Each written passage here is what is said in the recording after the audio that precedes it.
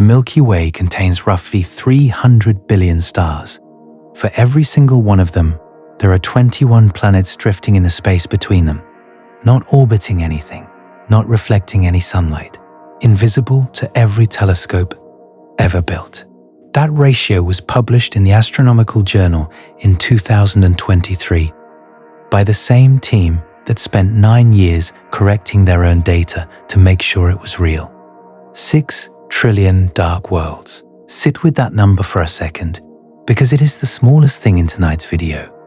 In 1999, a Caltech planetary scientist named David Stevenson showed in a single page published in Nature that some of those dark worlds can maintain liquid water oceans powered by nothing but radioactive decay. 20 years later, Manas V. Lingam at Florida Tech calculated that worlds like those may outnumber every potentially habitable planet orbiting a star by a factor of 100 to 1,000. The majority of habitable real estate in this galaxy does not orbit a star. It has never seen a photon, and the search for life has not accounted for it. Tonight, we are going from a 41-minute flicker in a Chilean dataset to paired planets that broke every formation model in physics, to a one-page paper that sat untouched for 12 years, to the question of whether the Drake equation is missing its most important term. Get comfortable, subscribe or join if you have not. And if you want more like this across physics, deep time, and the mathematics of things nobody talks about, there is a Patreon where we go further. Stay for the last 15 minutes of this one. The way you picture the night sky when you look up tonight is not going to survive it. Let's ease into it. In 1997, a telescope in Chile started watching a star. Not because the star was special. It was one faint dot among millions in the direction of the galactic center, monitored night after night as part of a survey so tedious that most of the data was processed by algorithms, not by people.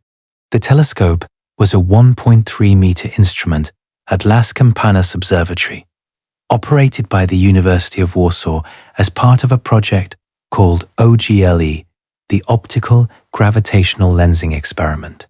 For 23 years, the star did nothing. It sat there, producing the same photons, returning the same brightness values, boring and reliable, exactly the way astronomers like their calibration targets. And then, on June 11, 2016, the star got brighter. Not dramatically, not in a way you would notice if you were looking at the raw images. Just a smooth, symmetrical rise in luminosity that peaked and then fell, lasting 41 minutes and 30 seconds. And then it was over. The star went back to normal. It has been normal ever since. That brightening was not the star doing anything. It was something passing between us and that star, something invisible, something with enough mass to bend the starlight around itself through an effect Einstein predicted in 1936. A gravitational lens so small that the event lasted less than 3/4 of an hour. The team that analyzed it, led by Przemysław Mroz at the University of Warsaw, published their results in the Astrophysical Journal Letters in 2020. The Einstein radius they measured was 0.842 microarcseconds, plus or minus 0.064. To put that in perspective, a microarcsecond is the angle subtended by a human hair seen from 10,000 kilometers away. The object responsible was not a star, not a brown dwarf, not any kind of stellar remnant. Based on the crossing time and the source star's proper motion, the lens was consistent with a body somewhere between the mass of Mars and the mass of Earth. A planet, alone, no star, no solar system, drifting through interstellar space in total darkness, detectable for exactly 41 minutes in a dataset that spans 2 decades, and only because it happened to pass almost directly in front of a star we had been watching since before most people had email. That event, designated OGLE 2016 BLG 1928, was the shortest gravitational microlensing event ever recorded. And it should have been front-page news. It was not. The paper was published, cited a respectable number of times in the astrophysics community, and then quietly absorbed into the literature. You almost certainly never heard about it. But here is why you should have. Because that event was not an anomaly. It was a sample of one from a population so large that, if the current estimates are correct, it outnumbers every star you have ever seen. Every star anyone has ever seen. For every star in the Milky Way, there are roughly 21 worlds drifting between them in total darkness, not orbiting anything, not reflecting any light, not emitting any heat you could detect from more than a few astronomical units away. The current best estimate, published in 2023 by the same collaboration that started watching that star in 1997, puts the number at approximately 2 to 8 trillion rogue planets in this galaxy alone. And some of them have oceans. I need to be careful with that claim because it is the kind of sentence that sounds like it belongs in science fiction, not in a research summary. But it does not come from science fiction. It comes from a paper published in Nature in 1999 by David Stevenson, the Marvin Au. Goldberger Professor of Planetary Science at Caltech, and it comes from a follow-up paper in 2011 by Dorian Abbott and Eric Switzer at the University of Chicago. And it comes from a 2019 analysis by Manasvi Lingam at Florida Tech and A.V. Loeb at Harvard that concluded, using conservative assumptions, that rogue planets with subsurface liquid water oceans may outnumber rocky planets in stellar habitable zones by a factor of 100 to 1,000. That number has been sitting in the literature for over 6 years. The implications of it for the search for extraterrestrial life have not been incorporated into any major revision of how we think about habitability. The Drake equation still assumes stars. The habitable zone is still defined by distance from a star. Every major astrobiology roadmap on Earth is still pointing its instruments at star systems. And meanwhile, the most common type of potentially habitable world in the galaxy may be one that we cannot see, have never directly imaged, and have detected exactly once for 41 minutes in a quarter century of continuous observation. The question this raises is not a small one, and it does not have a clean answer. If the majority of worlds in this galaxy are dark, and if a meaningful fraction of those dark worlds can sustain liquid water, and if liquid water is the prerequisite for life that every astrobiologist on Earth says it is, then the search for life as we have been conducting it for the past 3 decades has not just been incomplete, it has been pointed in the wrong direction. And the reason nobody is talking about that is not because the science is uncertain. The science is published, peer-reviewed, and sitting in plain sight. The reason nobody is talking about it is because the implication is too large and too uncomfortable to absorb without rethinking everything we believe about where life belongs. This is the story of how we found out that the galaxy is not what we were told it is, that stars are not the main event, that the visible universe, the part with light, is a minority report on what actually exists. And that somewhere in the dark, right now, closer to you than you would be comfortable knowing, there are worlds with more water than Earth that have never seen a sunrise. To understand how we got here, you need to understand how you find something that produces no light. And the answer for most of the history of astronomy was that you did not. You simply could not.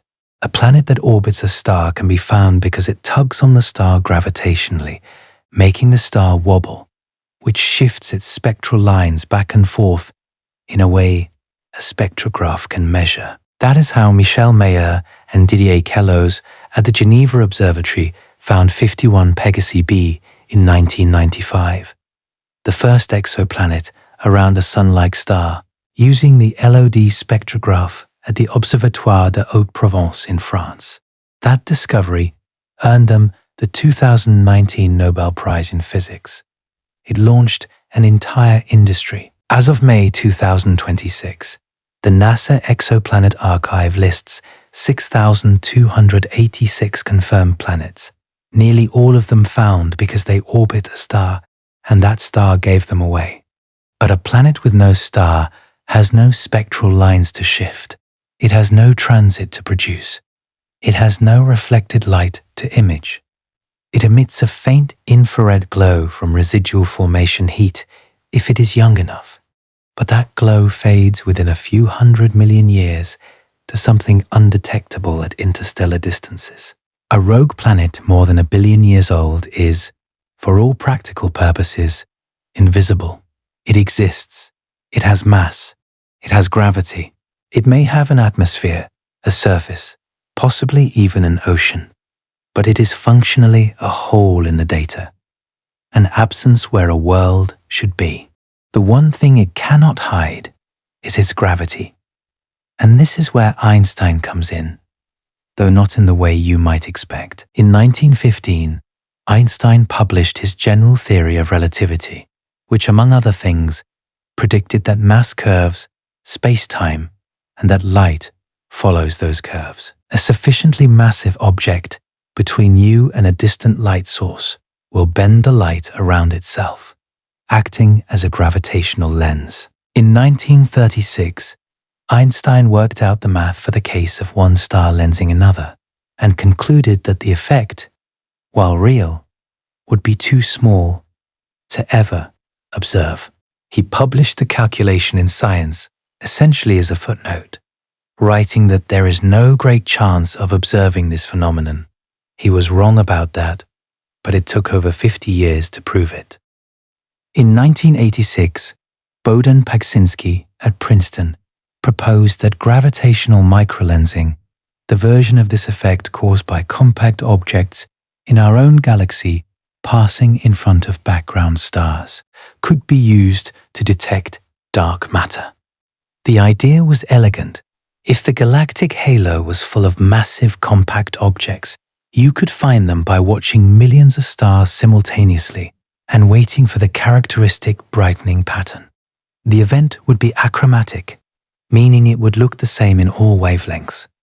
It would be symmetric, meaning the rise and fall would mirror each other. And it would be unique, meaning the same star would never be lensed the same way twice, because the alignment is geometrically unrepeatable. 3 survey teams launched in the early 1990s to test this. Macho, based in Australia, Eros, based in France, and OGLE, based in Poland. They pointed their telescopes at the densest star fields they could find, the galactic bulge and the Magellanic Clouds, and they started watching. What they found over the next decade was that compact dark matter in the halo was far less abundant than hoped. But in the process, they built something even more valuable. They built the infrastructure to detect anything with mass that passed between us and a background star, no matter how faint or invisible that object might be. The crossing time of a microlensing event scales with the square root of the lens mass. A solar mass star produces an event lasting roughly 20 days, a brown dwarf roughly 5 days, a Jupiter mass object roughly 1 to 2 days, an Earth mass object roughly half a day, a Mars mass object hours. The lighter the lens, the shorter the event. This means that to find planets, you need to watch stars with a cadence fast enough to catch events that last less than a day. And you need to watch millions of them, because the probability of any given star being lensed at any given time is roughly 1 in a million. This is the kind of problem that only patience can solve. And Takahiro Sumi had patience. Sumi is a professor at the Department of Earth and Space Science at Osaka University. He has been a member of the MOA collaboration Microlensing Observations in Astrophysics since the early 2000s. MOA operates a 1.8-meter telescope at the University of Canterbury's Mount John Observatory in New Zealand, and it has been surveying the galactic bulge since 2006. The collaboration is a joint effort between Japanese and New Zealand astronomers, and for years it ran quietly in the shadow of the larger OGLE survey. Sumi's job was to look at the short events, the ones that lasted a day or less, the ones that most microlensing analyses threw away as noise. In 2011, Sumi published a paper in Nature that changed the field. The paper was titled Unbound or Distant Planetary Mass Population Detected by Gravitational Microlensing. It analyzed 474 microlensing events from MOA-2 data collected in 2006 and 2007, and it found something nobody expected. There was an excess, a bump in the distribution of event timescales at 1 to 2 days. 10 events clustered in a range that was consistent with Jupiter mass lenses, and the distribution could not be explained by extrapolating the known populations of stars, brown dwarfs, or known exoplanets to wider orbits. The best fit model required a new population. Specifically, it required 1.8 Jupiter mass free-floating planets per main sequence star in the galaxy. The error bars were large, plus 1.7 minus 0.8, but the central estimate was staggering. If true, there were roughly twice as many unbound Jupiter mass planets as there were stars. The galaxy was not mostly stars. It was mostly wandering gas giants. The paper made headlines, briefly, and then the hedging began. Were these really unbound? Or were they just on very wide orbits? Masahiro Nagasawa and Shigeru Ida published a response suggesting that many could be bound planets at separations of 10 astronomical units or more. Joachim Wormscans raised similar concerns. The community was skeptical but intrigued. The data was solid, the interpretation was contested. And for 6 years, that is where things stood. But then, Premek Mraz showed up with a bigger data set and a sharper knife. Emros was a graduate student at the University of Warsaw, working under Andrzej Udalski, the principal investigator of OGLE. The OGLE IV survey had been running since 2010 with a new mosaic camera covering 1.4 square degrees, a massive upgrade that increased the number of monitored stars dramatically. By 2017, Mroz had analyzed 2,617 microlensing events from 5 years of OGLE-IFI data. That sample was more than 5 times larger than Sumi's, and the excess was gone. There was no bump at 1 to 2 days. The Jupiter mass rogue planet population that Sumi had inferred was not there. Mroz placed a 95% upper limit of 0.25 Jupiter mass free-floating planets per main sequence star. That was an order of magnitude below Sumi's central estimate. The rogue Jupiters, the ones that had made headlines in 2011, did not exist, or at least not in the numbers Sumi had claimed. But Mroz found something else, something that nobody had been looking for. 6 events in his dataset had timescales shorter than half a day. These were not consistent with Jupiter mass objects. They were consistent with objects of roughly Earth mass. And unlike the Jupiter excess, which could be attributed to wide orbit-bound planets, these ultra-short events pointed to a population of very low-mass objects that were either genuinely unbound or orbiting stars at separations so large that the distinction barely mattered. The University of Warsaw press office put it carefully. Free-floating planets should be quite numerous, but contrary to earlier claims, Most of them should likely be low-mass planets rather than more massive, Jupiter-like ones. Think about what happened there. The headline from 2011 was, "More rogue Jupiters than stars."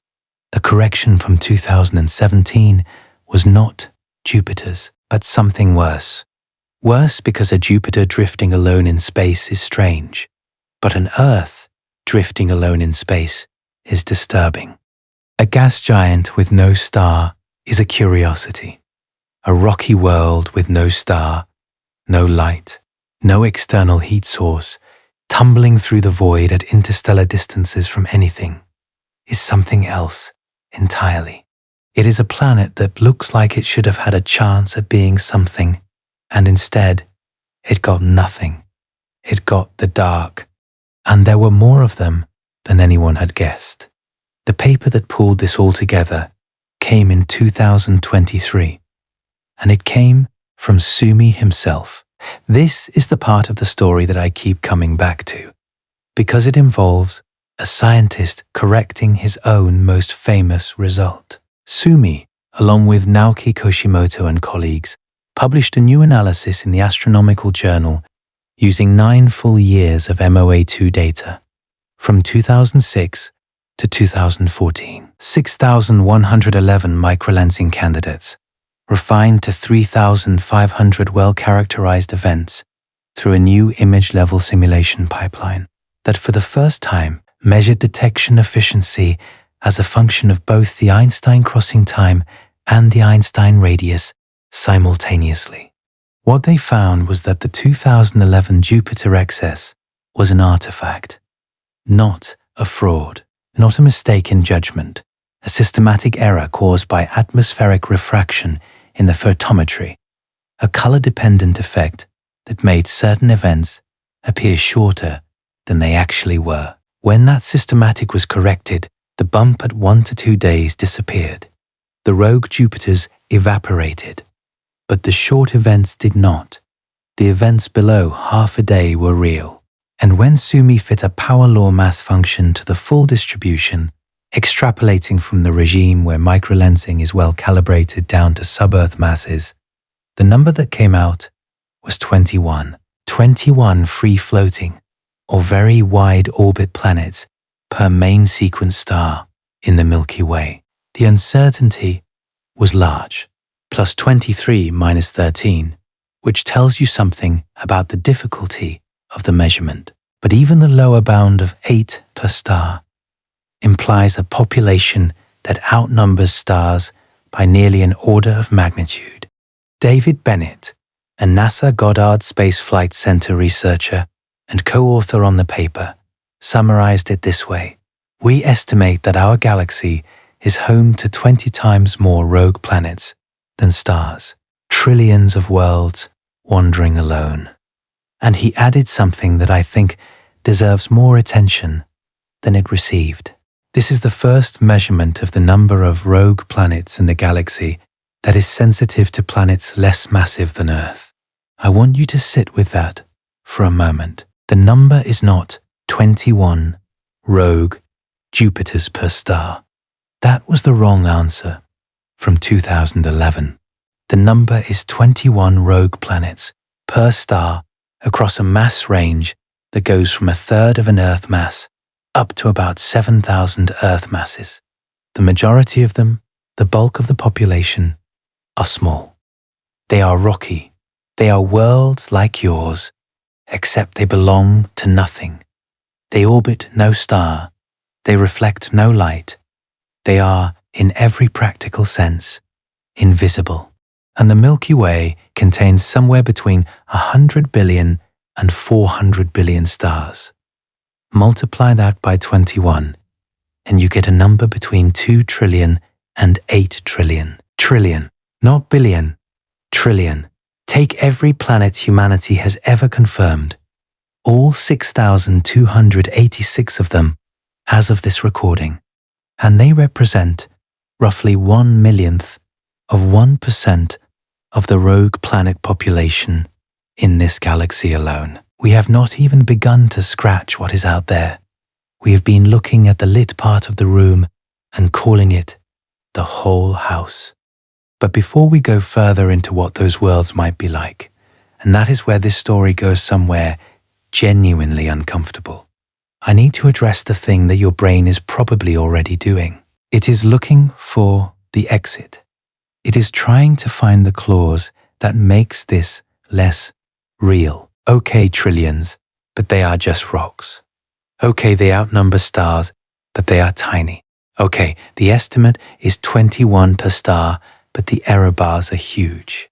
Let me close those exits one at a time. The error bars are large. That is true. Plus 23 minus 13 means the real number could be as low as 8 or as high as 44. But even 8 per star means nearly 1 trillion rogue planets in this galaxy. That is still more than the total number of bound planets implied by every exoplanet survey ever conducted. The uncertainty does not save you from the conclusion. It just changes the ratio. And they are not just rocks. Or rather, some of them are, and that is exactly the point. The mass function Sumi measured follows a power law. There are far more low-mass rogues than high-mass ones. The population is dominated by objects between 1/3 of an Earth mass and a few Earth masses. These are not gas puffs. These are solid bodies. They have surfaces. They may have atmospheres. They certainly have cores that are still generating heat from the radioactive decay of uranium, thorium, and potassium-40. The same elements that keep Earth's interior molten 4.5 billion years after formation. And the estimate of 21 per star is not a wild extrapolation from a handful of events. It is derived from 3,500 microlensing events analyzed over 9 years with a detection efficiency pipeline that took Sumi's team the better part of a decade to develop. Is it the final word? No. It will be refined by the Nancy Grace Roman Space Telescope, which is expected to detect around 400 Earth mass rogue planets during its galactic bulge time domain survey. But the order of magnitude is established. There are more dark worlds than bright stars. That is no longer debatable. Now here is where the story takes its first real turn, because counting rogue planets is one thing. Understanding where they come from is another, and the answer to that question has, in the last 3 years, gone from we think we know to we have no idea. There are 3 formation channels that planetary scientists have been comfortable with for decades. The first is gravitational ejection. A young solar system forms with more planets than it can hold. Gravitational interactions during the chaotic early phase sling one or more planets out into interstellar space. This is well modeled. N-body simulations by Eric Ford and Frederick Rassio, published in 2008, showed that planet-planet scattering can eject Earth to Neptune mass bodies with high efficiency, especially in systems with gas giants. This mechanism comfortably explains a large population of sub-Earth rogues, and it is probably the dominant source. The second channel is formation in isolation. If a molecular cloud fragment is small enough and dense enough, it can collapse directly into a planetary mass object, the same way a star forms, just at a much lower mass. This is the stellar formation mechanism pushed down to its absolute floor. The question is how far down it goes. The theoretical limit, called the opacity-limited fragmentation mass, was established by Chris Lowe, Donald Lyndon Bell, and Martin Rees at Cambridge in 1976. Their calculations showed that the minimum mass for an object formed by cloud fragmentation is roughly 5 to 10 Jupiter masses, because below that mass, the collapsing gas becomes optically thin and can no longer trap enough heat to resist internal pressure. This was confirmed by the hydrodynamical simulations of Matthew Bate, Ian Bonnell, and Volker Brom at the University of Exeter in 2003, published in the monthly notices of the Royal Astronomical Society. 5 Jupiter masses. That is the floor. Nothing below that should form the same way a star does. The third channel is photoevaporation. In a dense stellar nursery near a massive hot star, ultraviolet radiation can strip away the outer layers of a collapsing protostellar core, trimming it down below the fragmentation limit into the planetary mass regime. This was proposed by several teams and modeled in detail by Jeremy Diamond and Richard Parker at the University of Sheffield in 2024. 3 channels, all well understood, all producing rogue planets at rates roughly consistent with the Sumi numbers. Everything was tidy. And then the James Webb Space Telescope looked into the Orion Nebula, and the tidiness ended. In October 2023, Samuel Pearson and Mark McCaughrean published the results of a JWST near-infrared survey of the inner trapezium cluster in Orion. Pearson was a research fellow at the European Space Agency's ESTEC facility in the Netherlands. McCaughrean was ESA's senior advisor for science and exploration, a role he had held since 2009. He had spent his career studying Orion. In the early 1990s, he and Robert Odell had taken the first Hubble Space Telescope images of protoplanetary disks in the nebula, the famous proplyds, that proved young stars were surrounded by planet-forming material. McCaughrean had been looking at Orion for over 30 years, and he had never seen anything like what JWST showed him. The survey covered a region of roughly 1.2 by 0.8 parsecs, centered on the trapezium, the cluster of bright young stars illuminating the nebula. Using JWST's NIRCam instrument, over approximately 35 hours of observations, they identified 540 objects with estimated masses below 13 Jupiter masses. 540 free-floating planetary mass objects in a single star-forming region roughly 4 light-years across. That alone was remarkable. But the part that broke everything was not the singles, it was the pairs. 42 of those 540 objects were in binary systems, 2 planetary mass objects orbiting each other. No star, just 2 worlds, each between roughly 0.6 and 14 Jupiter masses, separated by 28 to 384 astronomical units, drifting together through the nebula. 2 of the systems were triples. Pearson and McCaughrean named them JuMBOs, Jupiter Mass Binary Objects, and they announced them to the world with a confidence that was, in hindsight, either admirable or premature. McCaughrean told The Guardian, "We were looking for these very small objects, and we find them. We find them down as small as 1 Jupiter mass, even half a Jupiter mass, floating freely, not attached to a star. Physics says you cannot even make objects that small. We wanted to see, can we break physics? And I think we have, which is good." Pearson told the New York Times something even more direct. There is something wrong with either our understanding of planet formation, star formation, or both. They should not exist. Consider why that statement matters. The opacity-limited fragmentation mass is 5 Jupiter masses. JUMBOs had components down to 0.6 Jupiter masses. That is nearly an order of magnitude below the theoretical floor for star-like formation.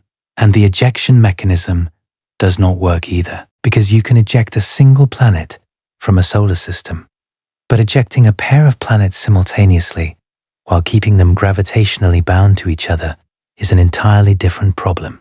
The gravitational binding energy of a wide binary with components of a few Jupiter masses and a separation of hundreds of astronomical units is extremely low. The same kick that ejects them from their parent system should easily unbind them from each other.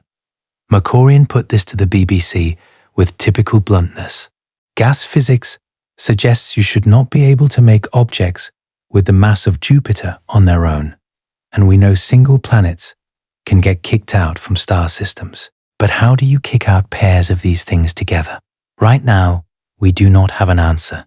It is one for the theoreticians. The theoreticians tried. Multiple teams tried. Shengtai Li and colleagues at Los Alamos, writing in Nature Astronomy in 2024, showed through close stellar encounter simulations that roughly 20% of ejection events could produce bound giant planet pairs. But the separations were typically much closer than the observed JUMBOs, and the overall rate was still too low. Jeremy Diamond and Richard Parker at Sheffield showed that photoevaporation of collapsing cloud cores near massive OB stars in Orion could, under the right conditions, trim cores down into the JMBO mass regime, but maintaining the binary configuration through the evaporation process was not demonstrated convincingly. Simon Porteges-Swart and his student Anton Hokart at Leiden University attempted every proposed formation channel. Systematically, ejection with co-capture, simultaneous scattering from multi-planet systems, moon detachment from ejected gas giants, in situ cloud fragmentation followed by dynamical hardening. They ran N-body simulations calibrated to the trapezium's actual stellar density. And in July 2025, they published their results in Nature Astronomy with a title that left no room for interpretation. Why wide Jupiter mass binary objects cannot form. Their conclusion was that under realistic conditions in the trapezium, every proposed mechanism for creating JUMBOs fails by at least 2 orders of magnitude. The observed population is too large, the separations are too wide, and the dynamical environment is too hostile. Moreover, they showed that even if JUMBOs did somehow form, 50 to 90% of them would be dynamically disrupted by passing stars within a few million years. And since the trapezium is only about 1 million years old, the current population should be a rapidly decaying remnant of an originally much larger one. The problem is not just how do they form, it is how did so many survive? But here is where the story takes a turn that I think reveals something important about how science actually works, as opposed to how it is portrayed.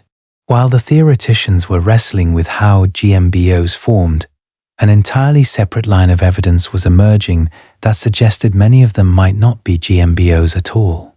Kevin Luhman at Penn State is one of the most meticulous observational astronomers working in the substellar mass regime. In 2024, he reprocessed the same JWST NIRCam data that Pearson and McCaughrean had used, applying a different photometric analysis pipeline. His conclusion was that the colors of most JUMBO candidates were consistent not with young planetary mass objects in the trapezium, but with reddened background stars seen through the nebula's dust. In other words, most of the pairs might not be pairs at all. They might be 2 unrelated objects that happen to appear near each other on the sky because one is a foreground substellar object and the other is a background giant star whose light has been reddened by interstellar dust. This is not a minor quibble. It is the difference between a population that breaks physics and a population that does not exist. JWST follow-up spectroscopy added weight to the skeptical case. Mark McCaughrean's own observing program, number 2770, obtained near-spec spectra of 7 JMBO components. The spectra showed that all 7 were consistent with background sources, not with young brown dwarfs or planetary mass objects in the trapezium. Only one substellar binary candidate survived the photometric screening after Luhman's reanalysis. I want to be precise about what this means and what it does not mean. It does not mean JWST categorically do not exist. It means the original sample of 42 was almost certainly contaminated, possibly heavily contaminated by background objects. The true number of genuine planetary mass binary pairs in the trapezium is unknown and may be very small. It is also possible that a handful are real and that their formation represents a genuinely novel process we have not yet identified. The honest position is that JUMBOs are contested, not confirmed, and the data available as of mid-2026 does not settle the question. But there is one piece of this story that points firmly in the other direction. One observation that suggests, regardless of the JUMBO controversy, that the space between stars is not as empty as the formation models predict. In October 2025, a team led by Victor Almendros-Abad at the INF Astronomical Observatory of Palermo published results in the Astrophysical Journal Letters that caught the community off guard. They had been monitoring a known free-floating planetary mass object called CHA 1107-7626, a body of roughly 5 to 10 Jupiter masses in the Chameleon star-forming region, about 500 light-years from Earth.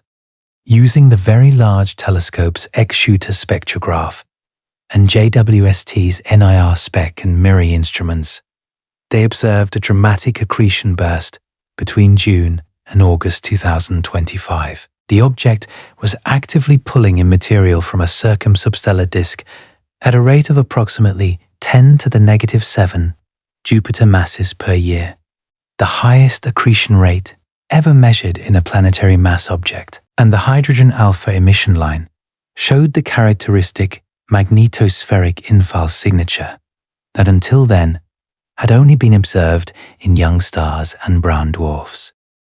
This was a rogue planet behaving like a star, not orbiting anything, not illuminated by anything, just sitting in space, 10 Jupiter masses of lonely gas and rock, actively accreting material from its own disk, as if it were trying to grow. Ray Jayawardana, a co-author on the paper from Johns Hopkins University, described it this way: "We have caught this newborn rogue planet in the act of gobbling up stuff at a furious pace, monitoring its behavior over the past few months.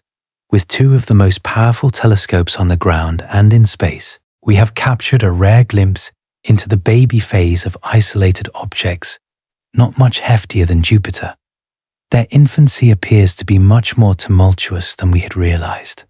And Almendros-Abad himself added, "The outburst we detected is extraordinary, being similar to some of the most intense phases of growth seen in young stars. It reveals that the same physical processes driving star formation can also occur on a planetary scale. That finding matters because it suggests a formation pathway that is neither ejection nor classical cloud fragmentation. Some rogue planets may form in situ from very small molecular cloud cores, accreting from their own disks in a process that mirrors star formation but operates at a mass scale that no existing model predicts should be possible. This does not resolve the JUMBO question, but it does tell us that the boundary between planet and star is not where we drew it, that the processes we associate with stellar birth can operate 100 times below the mass at which we thought they stopped, and that the space between stars is producing objects through mechanisms we do not fully understand. And the number of those objects is large, much larger than we are comfortable with. Because here is the uncomfortable arithmetic. If there are 21 rogue planets per star, and if even a small fraction of them formed through accretion from their own disks, rather than ejection from existing systems, then the galaxy has been manufacturing worlds in the dark for billions of years through a process that we discovered in 2025. We do not know how many. We do not know the mass distribution. We do not know how long their disks last or how much material they can accumulate. We are looking at a factory we did not know existed. But even that factory, even the mystery of how rogue planets form, is not the disturbing part. The formation question is a mechanics problem. It will be solved eventually. Someone will run a simulation with the right initial conditions, or JWST will catch another object in the act, and the details will fall into place. That is how astrophysics works. You observe something impossible, you panic for a few years, and then someone figures out the physics. The disturbing part is what happens when you stop asking where rogue planets come from and start asking what they are.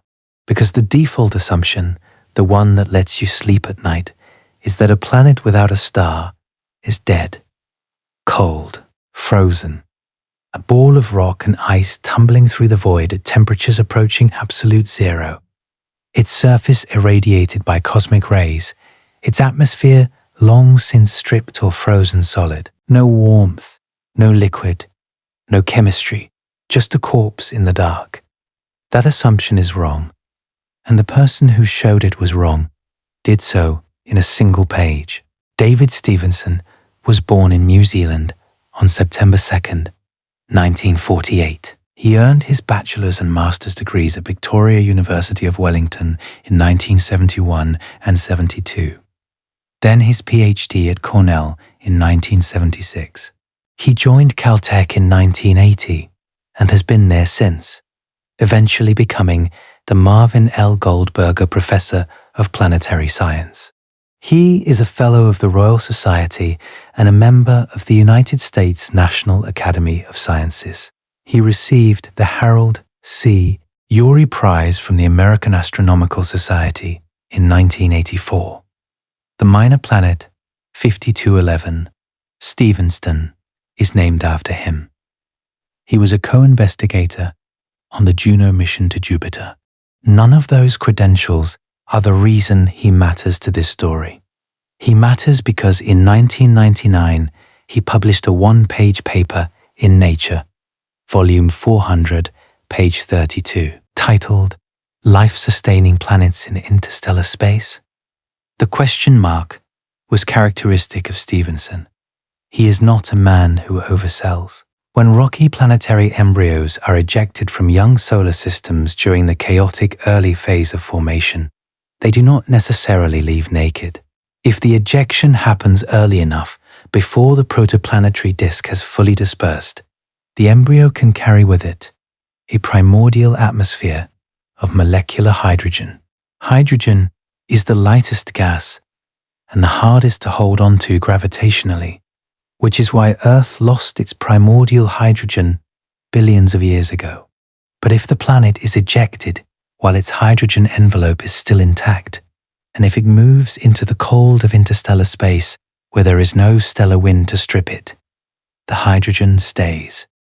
And hydrogen does something that Stevenson realized most people had not thought carefully about. At high pressures, molecular hydrogen becomes opaque to far infrared radiation through a mechanism called collision-induced absorption.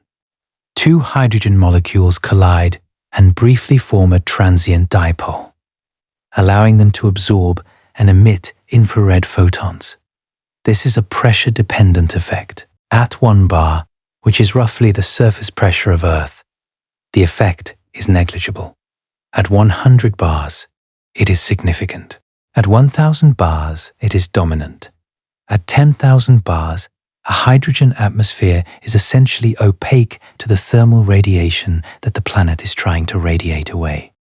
This means the atmosphere traps heat, not because of carbon dioxide or water vapor, the greenhouse gases we are familiar with on Earth, but because of the sheer pressure of hydrogen itself.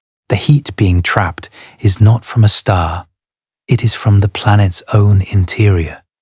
Radiogenic decay of uranium-238, thorium-232, and potassium-40, the same elements that keep Earth's mantle convecting and its core molten, produces a modest but persistent heat flux. On Earth, that flux is roughly 0.09 watts per square meter, tiny by solar standards.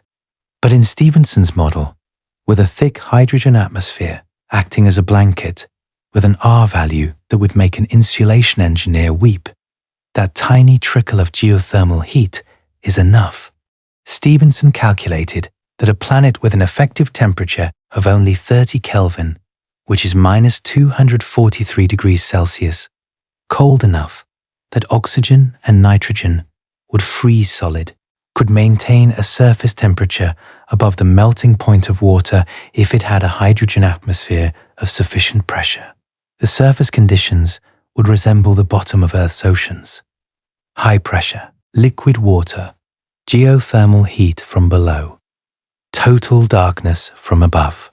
He wrote, and I want you to hear the understatement in this. Although the effective temperature of the body is around 30 Kelvin, its surface temperature can exceed the melting point of water. That sentence was published in one of the most prestigious scientific journals on Earth in 1999. It describes a mechanism by which a planet with no star, no sunlight, no external energy source of any kind can maintain liquid water on its surface indefinitely, powered entirely by the decay of radioactive elements in its interior. And the mechanism is not exotic. It is not speculative physics. It is collision-induced absorption of hydrogen, a well-measured laboratory phenomenon. It is the same process that contributes to the greenhouse effect on Titan and the gas giants. Stevenson simply applied it to a scenario that nobody had thought to model before. He described this work on his own Caltech faculty page as one of my speculations. The man discovered that planets could sustain oceans in total darkness and called it a speculation. 12 years later, Dorian Abbott and Eric Switzer at the University of Chicago picked up where Stevenson left off. Their 2011 paper in the Astrophysical Journal Letters was titled The Steppenwolf, a proposal for a habitable planet in interstellar space. The name came from Hermann Hesse's novel about a man who lives on the margins of society, alone, a lone wolf on the steppe. Abbott and Switzer liked the metaphor. As they wrote in the paper, any life in this strange habitat would exist like a lone wolf wandering the galactic steppe. Their contribution was to consider the case where the primordial hydrogen atmosphere has been lost. What if the rogue planet is not wrapped in hydrogen? What if it is just rock and water, like Earth, but with no atmosphere to speak of? Can it still maintain liquid water? The answer, surprisingly, was yes, but not on the surface, below it. On a rogue planet without a thick atmospheric blanket, the surface temperature drops rapidly to equilibrium with the cosmic microwave background, roughly 2.7 Kelvin. Any water on the surface freezes. Any atmosphere freezes. The planet is entombed in ice, but below the ice, geothermal heat from the planet's interior still flows upward, and ice is an excellent insulator. At some depth, the temperature crosses the melting point of water, and a liquid ocean exists beneath the ice shell. Abbott and Switzer calculated the minimum planet mass required to sustain this subsurface ocean. For an Earth-like composition with a geothermal heat flux similar to Earth's, the answer was roughly 3.5 Earth masses, with an ice shell about 8 kilometers thick. For a planet with more water or additional insulating layers of frozen gases, the required mass dropped to as low as 0.3 Earth masses, less than a third of an Earth mass. Smaller than Mars. Think about what that means in the context of the Sumi numbers. 21 rogue planets per star, dominated by objects between a third of an Earth mass and a few Earth masses. Abbott and Switzer showed that many objects in that mass range can sustain liquid water under their surface ice. You do not need a star. You do not need an atmosphere. You need radioactive elements and you need water. And both of those are among the most common substances in the universe. And then Manas V. Lingam and Avi Loeb took the math to its logical conclusion. And that conclusion is frankly the part of this story that I think most people are not prepared for. Lingam was at Florida Tech. Loeb was at Harvard. In 2019, they published a paper in the International Journal of Astrobiology titled Subsurface Exolife. The paper generalized Abbott and Switzer's ice shell model to compute the habitable depth as a function of body radius and water fraction, sustained over geological timescales by radiogenic decay alone. They showed that even objects as small as Europa, Jupiter's moon, roughly a quarter of Earth's diameter, could sustain subsurface liquid water for 100 million years or more, which is long enough for biology to emerge if the chemistry is right. But the critical number in the paper was not the minimum size. It was the abundance estimate. Lingam and Loeb calculated that rogue planets with subsurface liquid water oceans may outnumber rocky planets in stellar habitable zones by a factor of 100 to 1,000, 100 to 1,000 times more potentially habitable worlds in the dark than in the light. Let me put this differently, because I want the magnitude to register. When we talk about the search for habitable exoplanets, we are typically talking about a few dozen confirmed rocky worlds in the habitable zones of their stars, plus a few thousand candidates from Kepler and TESS that await confirmation. Those worlds are the focus of every major NASA astrobiology mission. They are what JWST is being used to characterize atmospherically. They are what the Habitable Worlds Observatory, currently in planning, is being designed to image directly. Billions of dollars of investment, decades of institutional planning, thousands of careers, all pointed at the same thing: planets around stars. And Lingham's number says that for every one of those planets, there are 100 to 1,000 worlds with liquid water that orbit nothing, that have no star, that produce no transit signal, that cannot be found by radial velocity, that cannot be directly imaged by any telescope ever built or currently planned. They are invisible. They are everywhere. And they may represent the vast majority of all habitable real estate in the galaxy. That calculation has been published for over 6 years. It has been cited. It has been discussed in specialist contexts. It has not resulted in any major reallocation of astrobiology funding. It has not prompted any new mission concept dedicated to finding rogue planet oceans.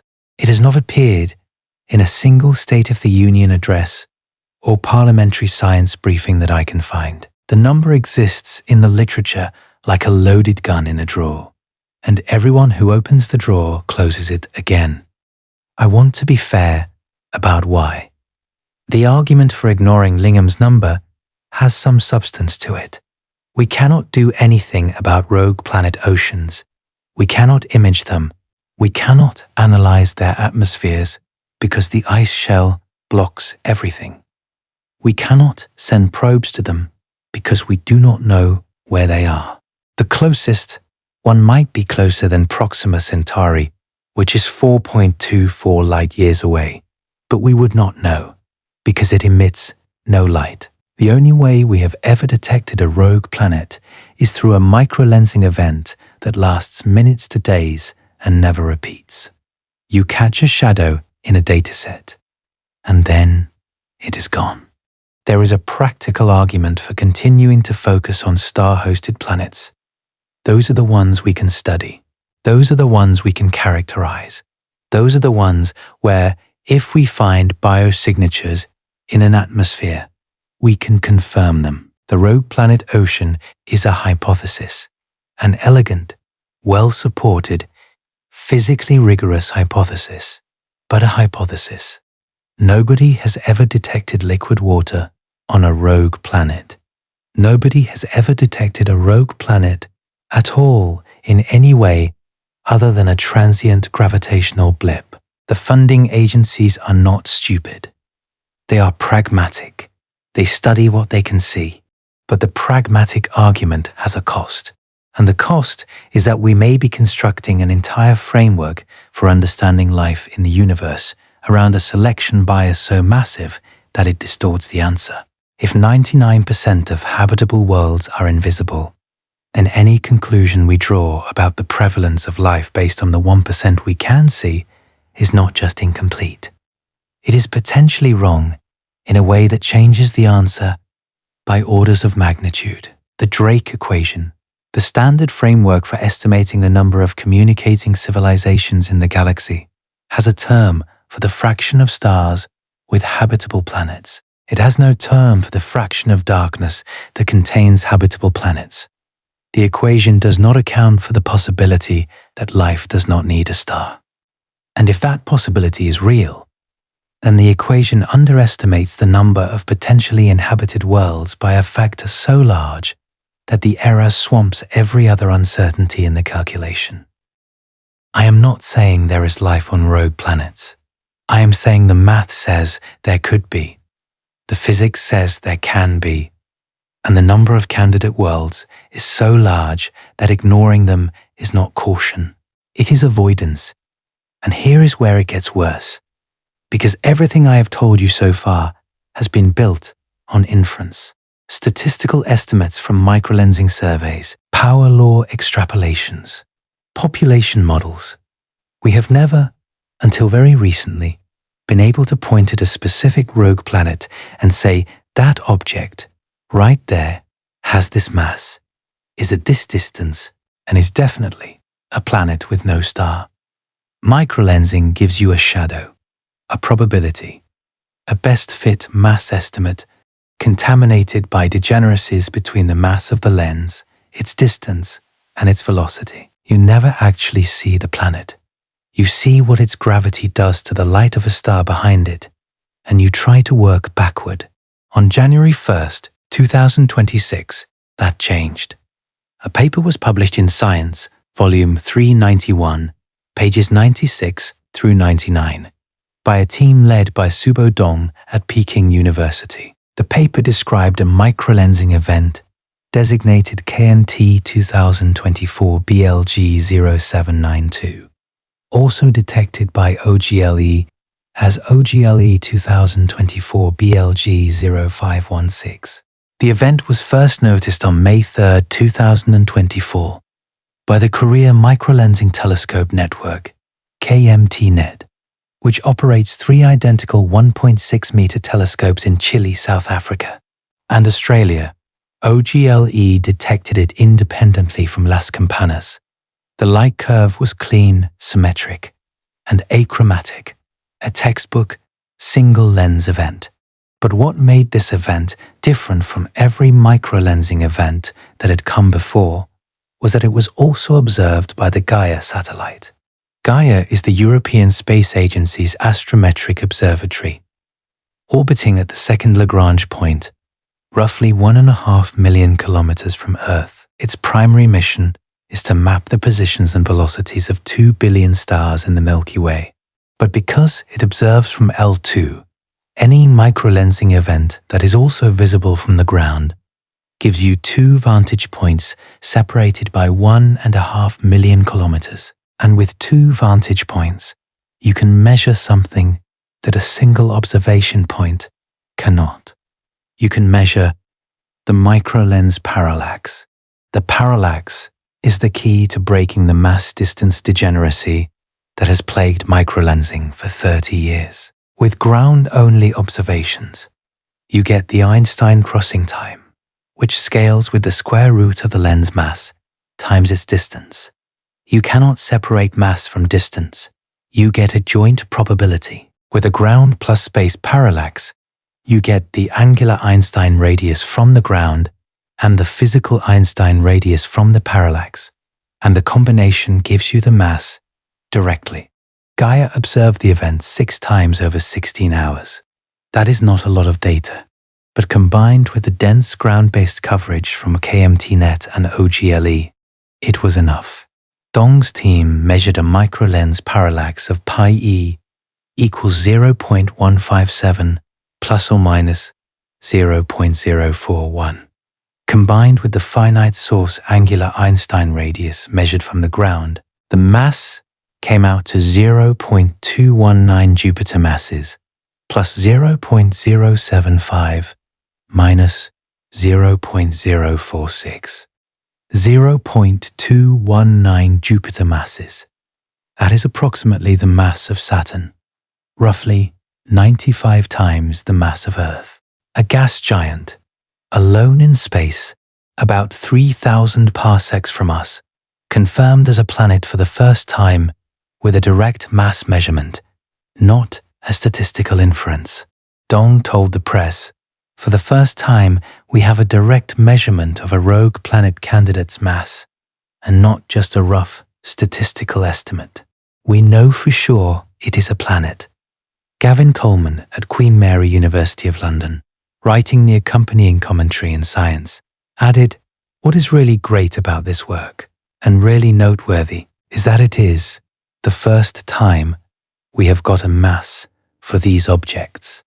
I want to emphasize what first time means here. The field of rogue planet astronomy has existed since 2011, possibly since the first indirect evidence of free-floating objects in the late 1990s. For over a decade, every number, every population estimate, every mass function, every claim about the rogue planet population of the galaxy has been built on statistical inference from light curves of stars that briefly got brighter and then returned to normal. We never saw the planets.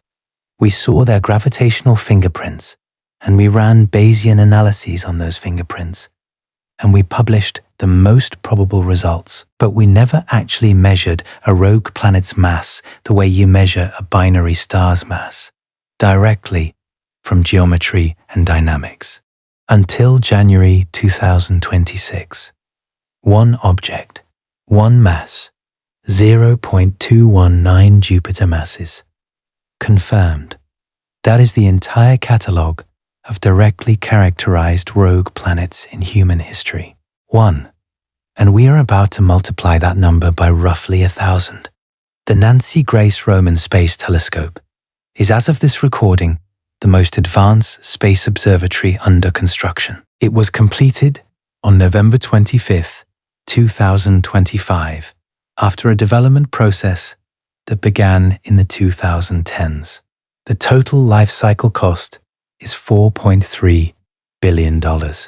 Its primary mirror is 2.4 meters in diameter, the same size as Hubble's, but its wide-field instrument covers an area of sky 100 times larger than Hubble's advanced camera for surveys. It is, in a sense, a Hubble with a panoramic lens. The mission was originally scheduled for launch in May 2027.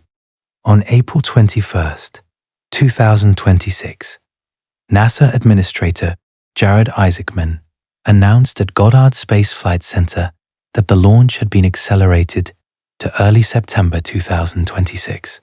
Isaacman described it as a true success story of what we can achieve when public investment, institutional expertise, and private enterprise come together. Roman will orbit at L2, the same location as Gaia, and its core science program includes the Galactic Bulge Time Domain Survey, a microlensing campaign that will monitor hundreds of millions of stars toward the galactic center at a cadence of 15 minutes for a cumulative 450 days. That cadence is critical.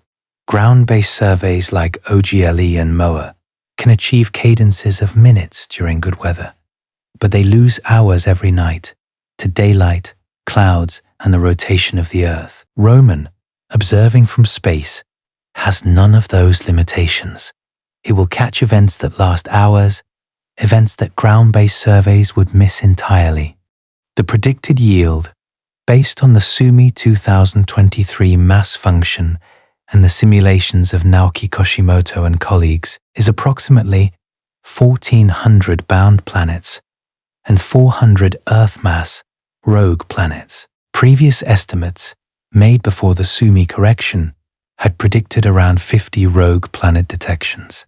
The updated number is 8 times higher, and critically, Roman's sensitivity extends down to Mars mass for both bound and free-floating objects. We are about to measure, for the first time, the mass function of rogue planets with enough precision to distinguish between formation models. If the ejection hypothesis dominates, we should see a characteristic mass distribution peaking around a few Earth masses. If in situ formation contributes significantly, the mass function should extend smoothly to lower masses with a different power law slope. And when Roman's data is combined with simultaneous ground-based observations from Japan's PRIME telescope at the South African Astronomical Observatory and ESA's Euclid satellite, the parallax method that Dong used for a single event in 2024 will become routine. Etienne Bachelet and colleagues estimated in 2022 that this combined network should yield roughly 130 free-floating planet events with parallax mass measurements per year. Within 5 years of Roman's launch, we should have direct masses for hundreds of rogue planets. The field will go from one confirmed object to a statistically meaningful sample in a single decade. But even this $4.3 billion machine designed specifically to find planets by their gravitational shadows will find only 1,400 bound planets and 400 rogues out of trillions. That is the fraction of the ocean you measure by dragging a bucket behind a boat. The bucket tells you the ocean is salty, but it does not tell you what is on the bottom. I want to give you a sense of the scale, because the numbers I have been using, trillions, 21 per star, sound abstract. They are not abstract. They have physical meaning, and that meaning is disturbing when you translate it into distances and densities. The Milky Way's stellar disk is roughly 100,000 light-years in diameter and about 2,000 light-years thick. The volume of that disk is approximately 2.5 times 10 to the 12 cubic light-years. If there are roughly 2 trillion rogue planets distributed through that volume, the average spacing between rogue planets is on the order of 1 light-year. For comparison, the distance between the Sun and Alpha Centauri, the nearest star system, is 4.37 light-years. The average rogue planet is 4 times closer to its nearest neighbor than the average star is. This means the nearest rogue planet to Earth might be closer than Proxima Centauri. It might be 1 or 2 light-years away. It might be less. And we would have absolutely no way of knowing because it emits no light, reflects no light, produces no radio signature, and would only reveal itself if it happened to pass almost exactly in front of a background star while we were watching. You are surrounded by them. The solar system is embedded in a population of dark worlds, so dense that the nearest one is probably closer than any object you have ever pointed a telescope at, except the planets in our own solar system and a handful of nearby stars. They are not in the distance. They are here. In the interstellar space that you think of as empty, they are the most common objects in it. Corey Powell, the former editor-in-chief of Discover and American Scientist magazines, wrote about this for IEEE Spectrum in an article whose title I think is the most honest description of the situation that anyone has published. 1 trillion rogue planets and not one sun to shine on them. In that article, he noted something that I have been circling around for the past several thousand words. Not only do rogue planets outnumber visible stars, they probably also outnumber conventional planets like Earth, the ones that orbit their own suns and bask happily in their warmth. If anything, worlds like ours are the outliers. Read that again. Worlds like ours are the outliers. The default mode of being a planet in this galaxy is not orbiting a star. It is not having seasons, or sunrise, or a sky with light in it. The default mode of being a planet is the dark. Sunlit worlds are the exceptions. We are the exceptions. And we have spent the entire history of astronomy assuming we were the rule. Now I want to return to something I hinted at earlier, because I think we are deep enough into this that it will land the way it needs to.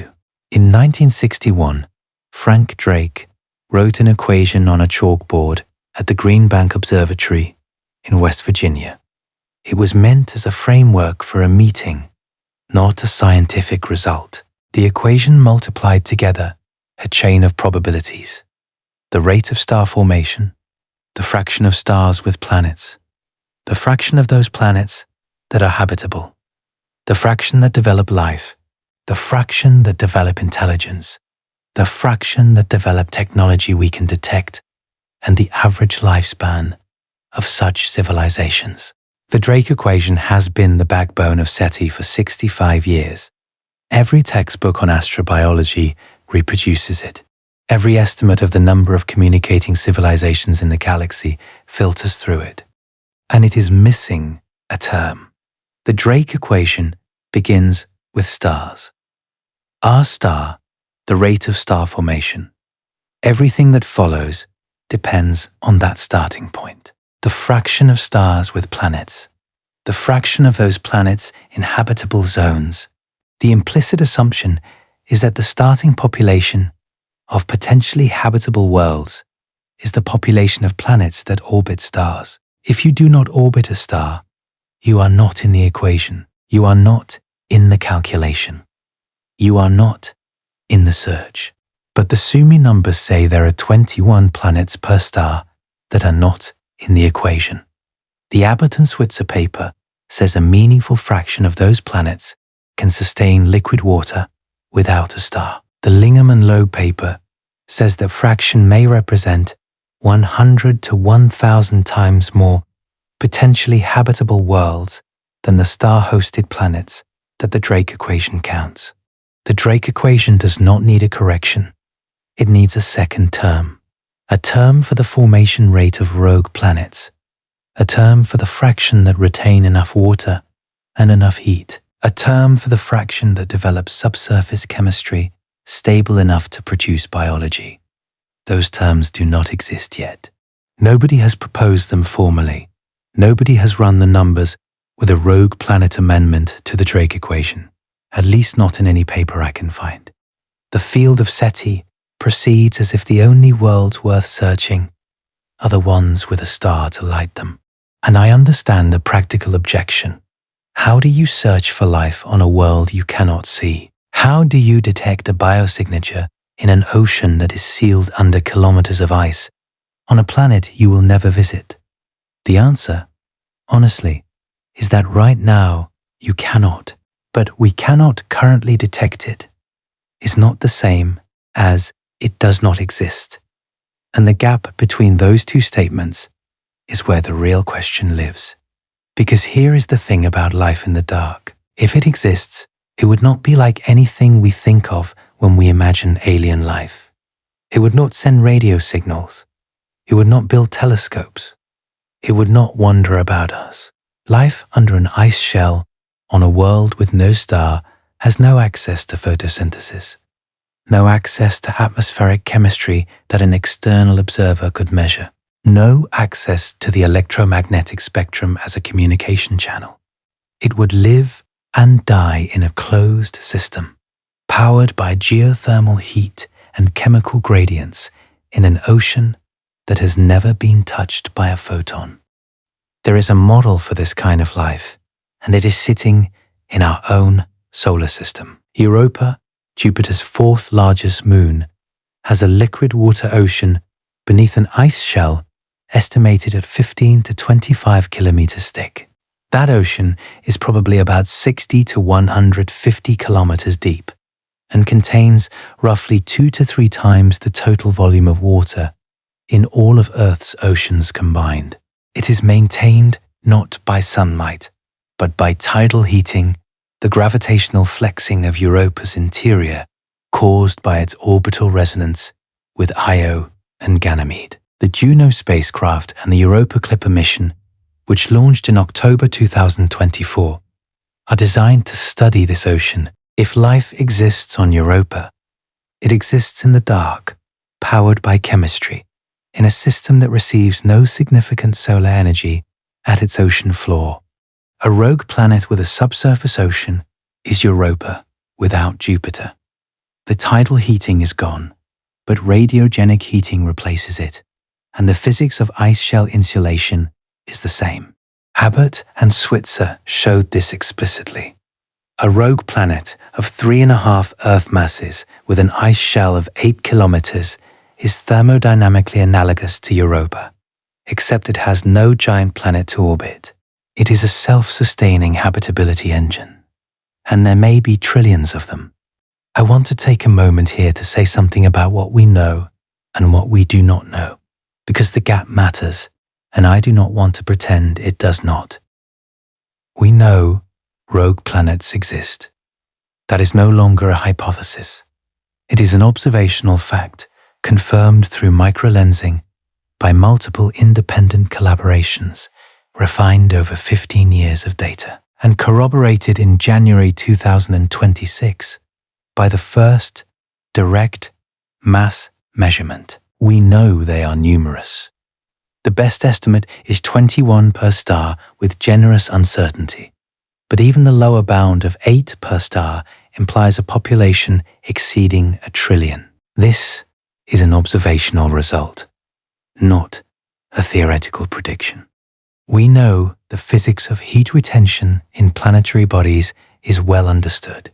The Stevenson mechanism, the Abbott and Switzer ice shell model, and Lingham and Loeb's subsurface ocean calculations are all built on known thermodynamics, known radiochemistry, and known properties of water ice.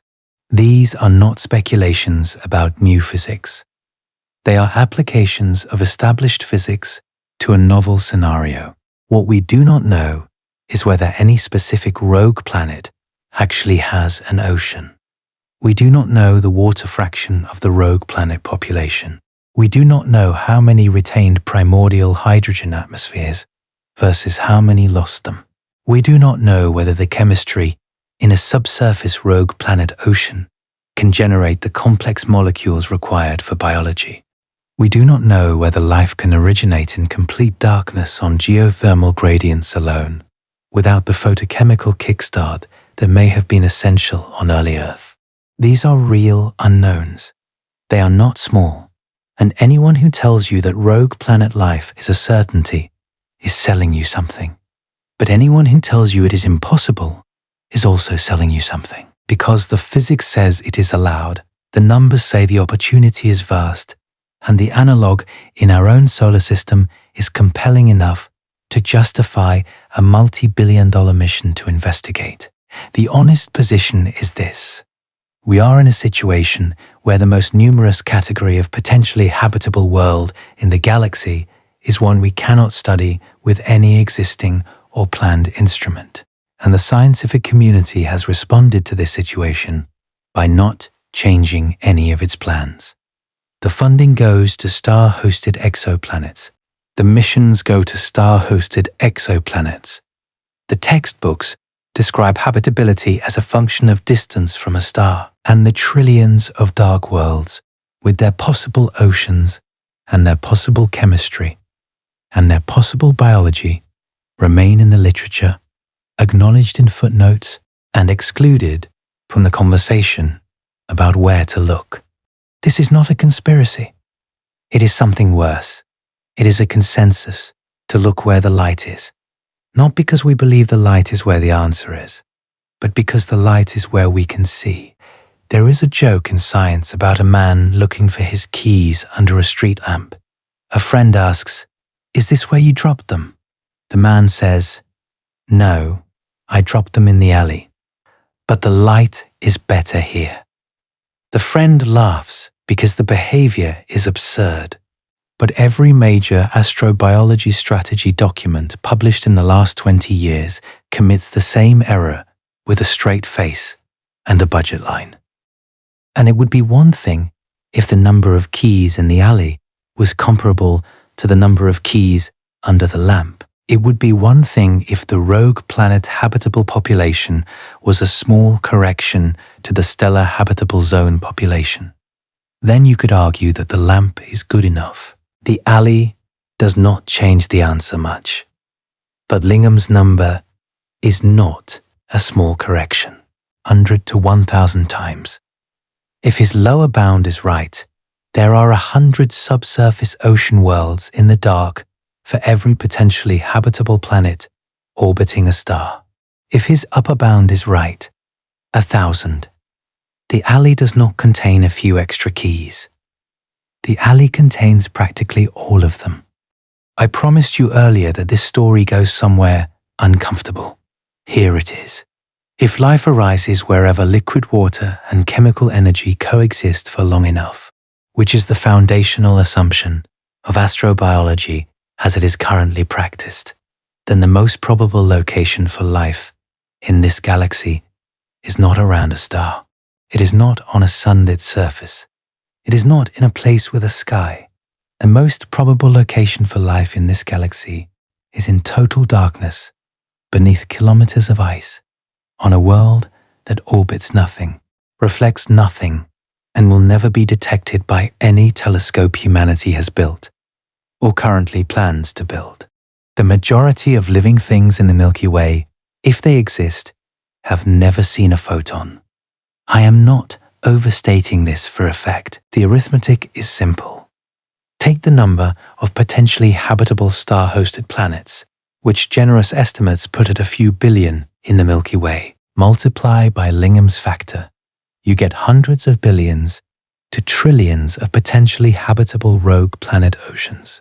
If even 1 in a million of those produces microbial life, you still end up with billions of inhabited dark worlds. And on none of them does anything know that stars exist. On none of them does anything have eyes. On none of them does light play any role in the biology at all. If that is true, then the picture we have of life in the universe is not just incomplete, it is inverted. We imagine a galaxy where life clings to stars like warmth around campfires in a cold forest. The real picture may be a galaxy where life fills the forest floor, vast, silent, invisible, and the campfires are rare exceptions where a peculiar thing happened, where life crawled out of the water and invented photosynthesis and eventually built telescopes to look for other campfires, never realizing that the forest itself was alive. And the part that stays with me, the part that I still do not know how to think about, is that this has implications for the Fermi paradox that nobody seems willing to follow. The Fermi paradox asks, if life is common in the galaxy, where is everybody? Why have we not detected signals? Why has nobody visited?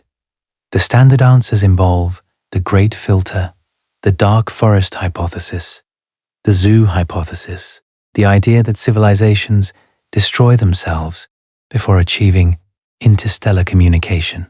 Every one of those answers assumes that life, when it exists, eventually reaches a stage where it looks outward, where it develops technology, where it wants to communicate. But life on a rogue planet would never do any of those things, not because it is simple, not because it is unintelligent, whatever intelligence means in that context, but because there is nothing to look at. There is no sky. There is no electromagnetic spectrum to discover. There is no astronomy to invent. There is no reason to develop radio technology when you live in an ocean sealed under kilometers of ice on a world where the concept of above ends at a frozen ceiling.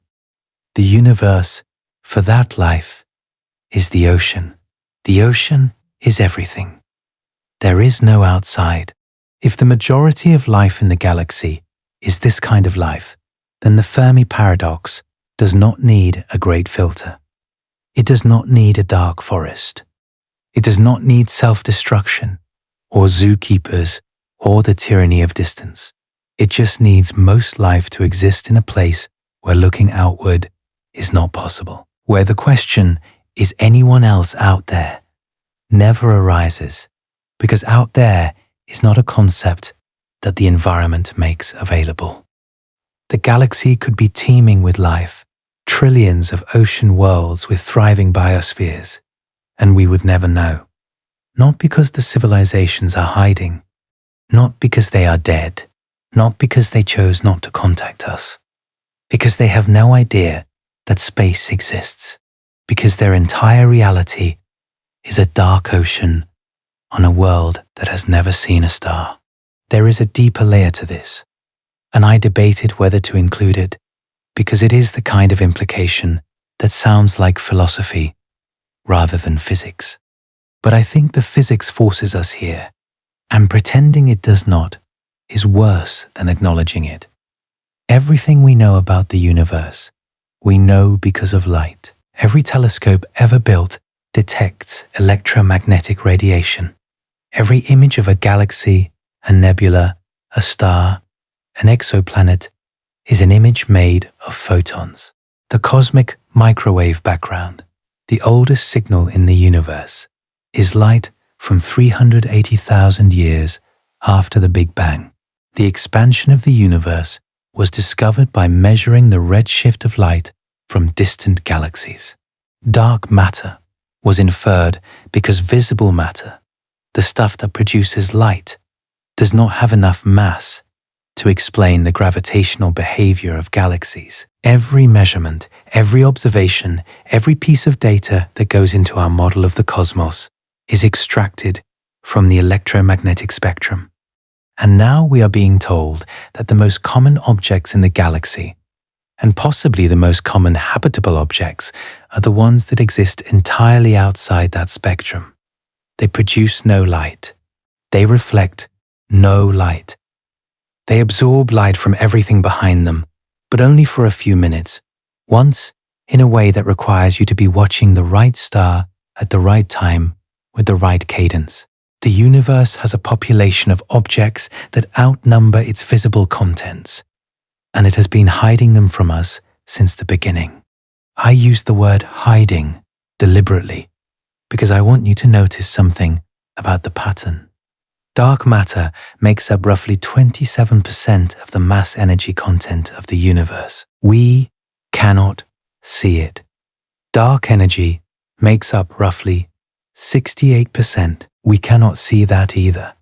Ordinary matter, the stuff that stars and planets and people are made of, accounts for about 5% of the total. And of that 5%, most of it is in the form of diffuse intergalactic gas that emits almost nothing detectable. The fraction of the universe that is actually visible, that shows up in our telescopes as light, is a rounding error. Now, add rogue planets to the ledger. Within the 5% that is ordinary matter, within the fraction that has collapsed into stars and planets and other compact objects, the most numerous category of compact object is the one that is invisible. For every star you can see, there are 21 planets you cannot. The visible universe is not a representative sample of the universe. It never was. But with every new discovery, the degree to which it is unrepresentative keeps getting worse. We are not looking at the whole story. We are looking at the prologue, and we are building our entire understanding of reality on it. This might be the most important thing I say in this entire script, so I want to say it clearly. The astronomical community did not set out to be wrong about the composition of the galaxy. It set out to study what it could see, and what it could see led it to conclude that planets are things that orbit stars, the habitability requires sunlight, and that the search for life is a search for worlds in the right distance from the right kind of star. Every one of those conclusions was reasonable given the data, and every one of them is wrong, or at minimum, fatally incomplete given what we now know. The galaxy is not a collection of star systems separated by empty space. The galaxy is a collection of dark worlds permeated by stars. The stars are the minority. The lit rooms are the exceptions. The darkness between them is not empty. It is the most populated environment in the galaxy, and we have mistaken it for a void, because our instruments can only detect light, and the most common objects do not produce any. I want to take you back to David Stevenson for a moment, because his story has a quality that I think captures something important about how science handles ideas that are too far ahead of the evidence. In 1999, when Stevenson published his paper in Nature, the exoplanet field was 4 years old. Mayer and Quilos had found 51 Pegasi b in 95. By 99, a handful of hot Jupiters had been confirmed through radial velocity. The field was young, optimistic, and completely focused on finding planets around stars. That was where the money was. That was where the careers were. That was where the next discovery was going to come from. And then Stevenson, a planetary scientist, not an exoplanet hunter, publishes a single-page paper saying that ejected planets can maintain oceans without a star. It was received with respectful interest and no follow-up. It was cited, it was acknowledged, and for 12 years, nobody built on it. Nobody proposed a mission to test it. Nobody wrote a white paper to NASA saying, we need to account for this possibility. The idea sat in the literature like a seed in concrete. Abbott and Switzer came along in 2011 and extended it. They coined the beautiful name Steppenwolf, and they showed that even without hydrogen, ice insulation could do the job. Their paper was also cited, also acknowledged, also left to sit. Lingham and Loeb came along in 2019 and calculated the population. 100 to 1,000 times more subsurface ocean worlds than stellar habitable zone planets. Their paper was cited by specialists, discussed at conferences, and not integrated into any major mission planning document. 26 years, from Stevenson's paper to the time of this recording. 26 years of accumulating evidence that the galaxy's habitable real estate is predominantly dark, and the scientific establishment's response has been to nod politely and continue searching where it was already searching. I am not accusing anyone of dishonesty. I am observing that there is a structural problem in how science allocates attention. When an idea is too big to act on immediately, when the implications require rethinking a framework that hundreds of careers are built on, the idea gets quarantined, not rejected, quarantined. It is cited in literature reviews. It is mentioned in the introduction sections of other papers. It is the kind of thing a reviewer might bring up at a conference, but it does not change anything. It sits in a room that everyone knows about, and nobody enters. Stevenson himself seems to understand this. On his Caltech faculty page, he describes the 1999 paper as one of my speculations. The word speculation in academia is not neutral. It is a disclaimer. It tells colleagues that this is interesting, but it is not my real work. It signals to colleagues that the author knows they are out on a limb and is not asking anyone to follow them there. It is the sound of a scientist managing his own reputation so that an idea that might make people uncomfortable does not damage his standing. The man who showed that planets can have oceans in total darkness felt the need to call it a speculation. That, more than any number, tells you something about how the scientific community relates to this subject. The physics is published, the math is done, the populations are estimated, and the entire enterprise of astrobiology continues as if the dark does not count. There is one more piece of this that I think you need to see, and it is recent enough that most people have not heard about it. In November 2025, a team led by Christoph Froelich and Zsolt Regali at the Konkoly Observatory in Budapest, published a paper in Astronomy and Astrophysics showing that moons of rogue gas giants, moons ejected along with their parent planet during a supernova or a dynamical scattering event, can sustain tidally heated subsurface oceans for billions of years, not millions, billions. The tidal heating comes from the same mechanism that powers Europa's ocean. If a rogue gas giant has a large moon in a slightly eccentric orbit, the orbital flexing generates enough internal heat to maintain liquid water under an ice shell, even in the absence of any external energy source. This extends the habitability argument beyond the planets themselves to their moons.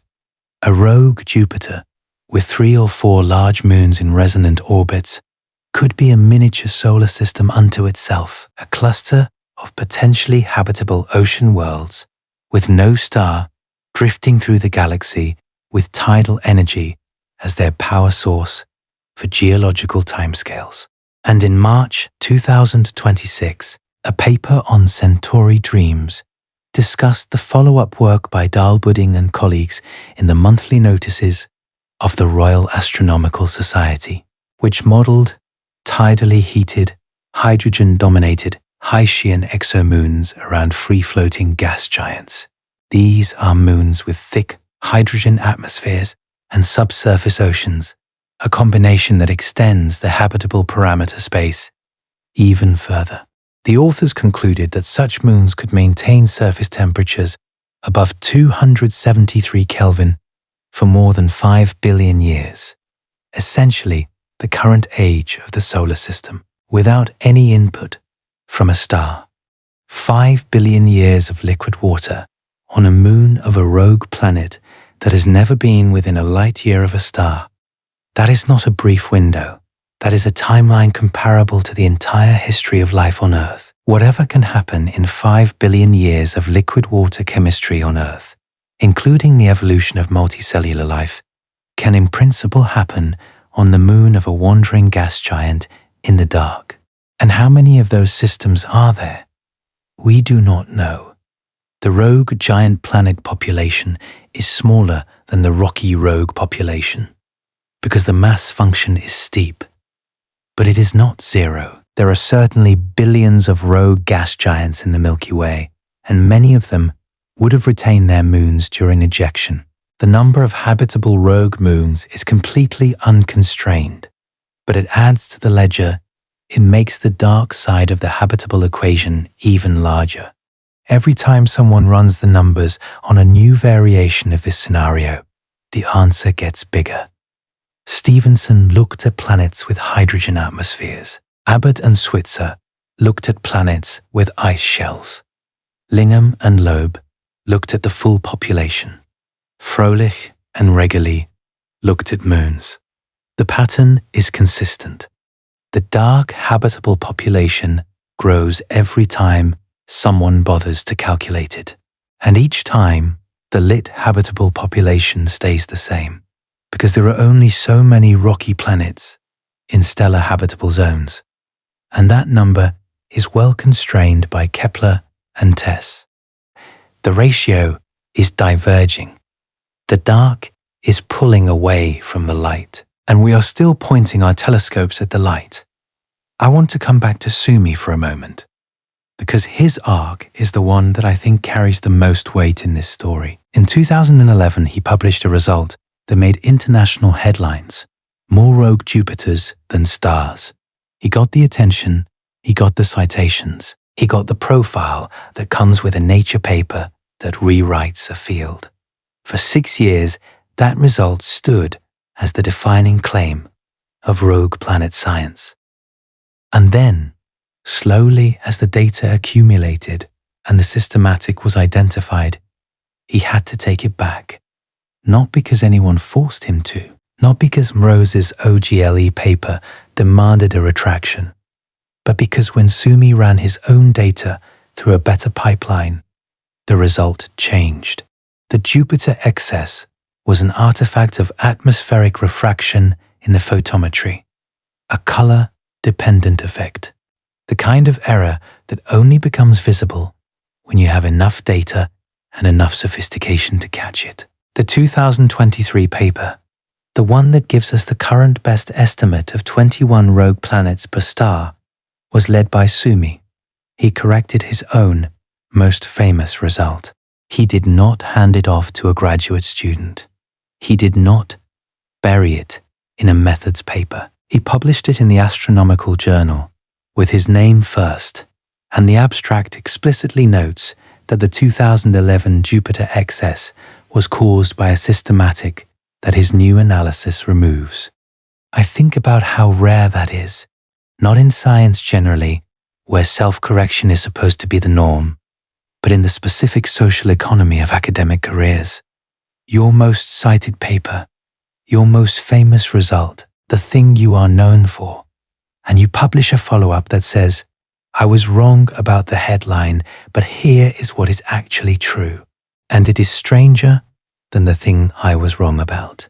That takes a kind of intellectual honesty that does not get rewarded by the system. Nobody gives you a prize for correcting your own mistake, but the field could not move forward without it. What Sumi found when the Jupiter artifact was removed was not a smaller population. It was a different population. The rogues were not gas giants. They were rocks. Small. Earth mass. Sub-Earth mass. The kind of worlds that Stevenson had been writing about since '99. The kind that Abbott and Switzer had modeled in 2011. The kind that, when you run Lingham's calculation on the updated mass function, produce a habitable population so large that the word majority applies not to the lit worlds, but to the dark ones. Sumi corrected the type. The count went up, and the implication went from unusual to existential. I want to give you one more scale comparison, because I think it captures the situation better than any number. The entire field of exoplanet science, from Meyer and Queloz's discovery in 1995 to the present day, has confirmed 6,286 planets. 31 years of work. Kepler, TESS, ground-based radial velocity surveys, direct imaging campaigns, transit timing variations, 31 years, dozens of telescopes, thousands of astronomers, billions of dollars, 6,286. The number of rogue planets within 100 light-years of Earth, based on the Sumi mass function, is approximately several hundred thousand. Within 10 light-years, there may be dozens. Within 5 light-years, there may be several. We live in a neighborhood of worlds we have never seen. The ones we have found, the 6,000 plus in the catalogues, are not the main population. They are the conspicuous minority. The ones that happen to be near a star, happen to transit, or tug, or reflect in a way our instruments could catch. The actual population, the bulk of everything, is dark. And it has been dark since before the solar system formed, since before the Milky Way had its current shape, since the first generation of stars ejected the first generation of planets into the void. The dark population is older than the lit population. Think about that. The first stars formed roughly 400 million years after the Big Bang. They were massive, hot, short-lived, and they almost certainly produced planets. When those stars exploded as supernovae, the planets that survived the explosion were thrown into intergalactic space. Those rogue planets have been drifting for over 13 billion years. They are among the oldest objects in the universe. And if any of them retained enough water and enough heat to sustain subsurface oceans, those oceans have had 13 billion years of chemistry. The Earth has had 4.5. Whatever complexity 4.5 billion years can produce, 13 billion can produce nearly 3 times over. I do not know what that means. Nobody does. The question of whether 13 billion years of subsurface ocean chemistry produces anything biologically interesting is completely open, it may not. Life may require conditions that only exist on sunlit worlds. The origin of life may be inextricably tied to photochemistry, UV radiation driving the formation of RNA precursors, a scenario that has no analog in a dark ocean. That is a legitimate possibility, and I do not want to dismiss it. But I also do not want to pretend that the alternative is comfortable.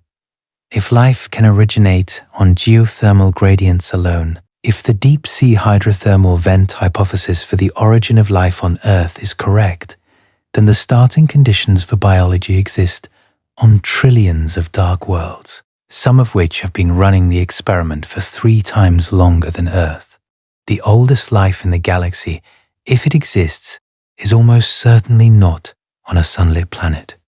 It is in the dark.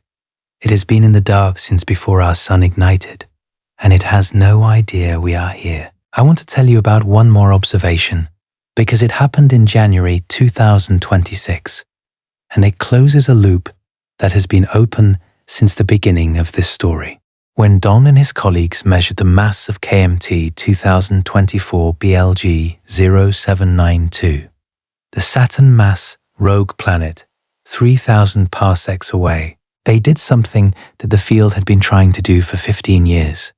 They turned a statistical ghost into a physical object. A specific mass, a specific distance, a specific object that exists at a specific place in the galaxy. But here is the part that did not make the headlines. The event lasted approximately 20 days. That is the crossing time for a Saturn mass lens. During those 20 days, the star got brighter. The light curve was recorded by 3 ground-based telescope networks and 1 space-based satellite. The data was reduced, the models were fit, and the mass was extracted. And then the event ended. The rogue planet moved on. It is still out there, 3,000 parsecs away, orbiting nothing, invisible. We know its mass, we know its approximate distance.